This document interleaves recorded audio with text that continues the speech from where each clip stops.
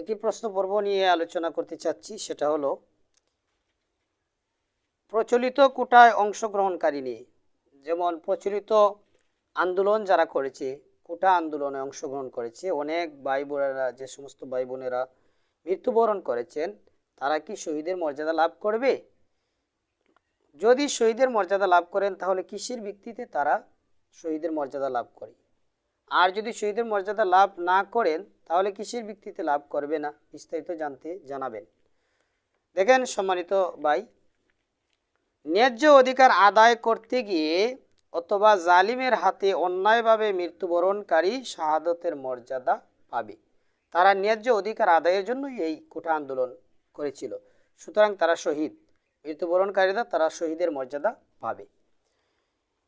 রাসূল করিম সাল্লাল্লাহু আলাইহি ওয়াসাল্লাম এক হাদিস শরীফের মধ্যে বলেছেন, আন সাঈদ ইবনে যায়দিন قال سمعت رسول الله صلى الله عليه وسلم يقول من قتل دون ماله فهو شهيد ومن قتل دون دينه فهو شهيد ومن قتل دون دمعه فهو شهيد ومن قتل دون أهله فهو شهيد قال هذا حديث حسن صحيح।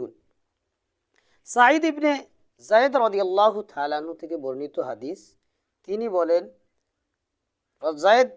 সাঈদ ইবনে যায়েদ রাদিয়াল্লাহু তাআলা আনহু থেকে বর্ণিত, তিনি বলেন যে আমি রাসূল সাল্লাল্লাহু আলাইহি ওয়াসাল্লামকে বলতে শুনিয়াছি, সামিআতু রাসূলুল্লাহ সাল্লাল্লাহু আলাইহি ওয়াসাল্লাম, আমি রাসূল সাল্লাল্লাহু আলাইহি ওয়াসাল্লামকে বলতে শুনিয়েছি, যে ব্যক্তি তার সম্পদ রক্ষার্থে নিহত হবে, মান কুতিলা দুনা মালিহি ফাহুয়া শাহীদুন, যে তার সম্পদ রক্ষার্থে নিহত হয় সে শহীদ।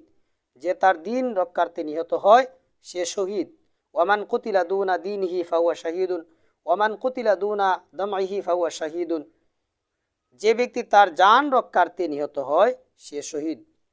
যে ব্যক্তি স্বজন রক্ষার্থে নিহত হয় সেও শহীদ। ওই হাদিসটি হাসান সহিহ। তিরমিজি শরীফের হাদিস নম্বর হলো 1421। আশা করি বুঝতে পারছেন।